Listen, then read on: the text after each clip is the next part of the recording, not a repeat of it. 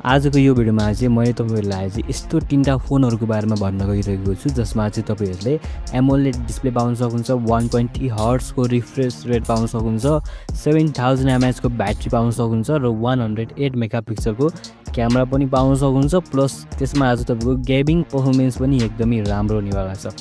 So यदि तपाईहरु चाहिँ नेपाली मार्केटमा 30,000 को रेन्जमा एउटा राम्रो खालको स्मार्टफोन किन्ने सोचिराख्नु भएको छ भने आजको यो भिडियोलाई लास्टसम्म हेर्नु होला। नम्बर 3 मा चाहिँ मैले टेक्नो स्पार्क 50 4G भन्ने फोनलाई राखेको छु जसमा चाहिँ तपाईहरुले फुल HD प्लस 120 हर्ट्ज को डिस्प्ले, 8GB र्याम र 128GB स्टोरेज क्यापेसिटी, हेलिलो G91 को चिपसेट र एकदमै राम्रो खालको स्पिकर प्लस 50 मेगापिक्सलको क्यामेरा र IP64 को रेटिङ पाउन सक्नुहुन्छ। यसमा जुन रहेको छ नि डिस्प्ले, त्यो डिस्प्ले चाहिँ one of the best display हो हैन, एकदमै स्मुथ छ, एकदमै हाई क्वालिटीको डिस्प्ले तपाईले पाउन सक्नुहुन्छ। प्लस यसमा चाहिँ तपाईले चाहिँ एकदमै राम्रो खालको एक्सपिरियन्स पनि पाउन सक्नुहुन्छ। यो फोन चाहिँ तपाईको चाहिँ भ्यालु फर मनी फोन हो हैन, यसमा तपाईले सबै कुरा एकदमै राम्रो पाउन सक्नुहुन्छ। डिस्प्ले राम्रो छ, क्यामेरा पनि तपाईको ठिकठाक छ, IP रेटिङहरु राम्रो छ र सो गेमिङ परफर्मेन्स पनि एकदमै राम्रो रहेको छ। सो तपाईहरुले यो फोनलाई पनि चुज गर्न सक्नुहुन्छ।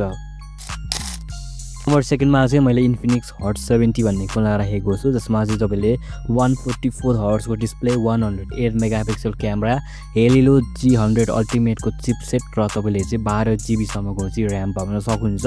प्लस यसमा तपाईले 256GB स्टोरेज क्यापेसिटी पनि पाउन सक्नुहुन्छ। प्लस यसमा चाहिँ तपाईले 45 वाट को फास्ट चार्जिङ स्पिड पनि पाउन सक्नुहुन्छ।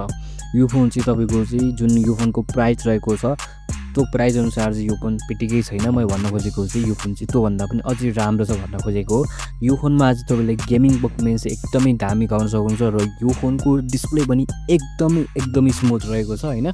सो तपाईले चाहिँ यसमा गेमिङ चाहिँ मजाले गर्न सक्नुहुन्छ। प्लस क्यामेरा देखि लिएर storage capacity, charging speed, battery सबै कुरा चाहिँ यो फोनको चाहिँ एकदमै राम्रो रहेको छ। सो यदि तपाईहरुलाई चाहिँ गेमिङ खेल्न मन पर्छ, तपाईले चाहिँ गेमिङ को लागि चाहिँ एउटा फोन किन्दै हुनुहुन्छ भने यो फोन चाहिँ तपाईहरुको लागि एकदमै राम्रो हुन सक्छ। नम्बर 1 मा चाहिँ मैले मोटो G57 भन्ने फोनलाई राखेको छु जसलाई चाहिँ तपाईले नेपाली मार्केटमा मात्र 30,000 को रेन्जमा किन्न सक्नुहुन्छ हैन, ठ्याक्कै 30,000 पर्छ यो फोनलाई चाहिँ। अनि तपाईको चाहिँ के भन्छ यसमा स्न्यापड्र्यागन 6S Gen 4 को चिपसेट छ, 120 हर्ट्ज को फुल HD प्लस तपाईको डिस्प्ले छ, क्लीन एन्ड्रोइड 16, एकदमै राम्रो खालको स्पिकरहरु, 50 मेगापिक्सल को सोनी क्यामेरा, 5200 mAh को ब्याट्री, 30 वाट को fast charging speed, gorilla glass 7i को प्रोटेक्सन र तपाईले चाहिँ यो फोनमा मिलिट्री ग्रेड को ड्युरेबिलिटी पनि पाउन सक्नुहुन्छ। यो फोन चाहिँ तपाईको one of the best phone हुन सक्छ तपाईको चाहिँ 30,000 को रेन्जमा हैन। यसमा चाहिँ तपाईले स्न्यापड्र्यागन को चिपसेट पाइराख्नु भएको छ, सबै कुरा एकदमै राम्रो छ यसमा। प्लस तपाईले चाहिँ यो फोनमा चाहिँ एडहरु देख्नु हुँदैन, यो UI चाहिँ एकदमै राम्रो छ हैन। सो यदि तपाईलाई चाहिँ के भन्छ एउटा लङ टर्मको लागि चाहिँ राम्रो फोन चाहिएको छ भने यो फोन चाहिँ तपाईहरुको लागि एकदमै राम्रो हुन्छ। यो चाहिँ एकदमै भ्यालु फर मनी फोन हो हैन। यसमा तपाईले सबै कुरा राम्रो पाउन सक्नुहुन्छ, कुनैमा पनि त्यस्तो कमजोरी छैन। जति प्राइसमा तपाईले जे कुरा पाउनु पर्ने हो सबै कुरा चाहिँ तपाईले यो फोनमा चाहिँ पाउन सक्नुहुन्छ।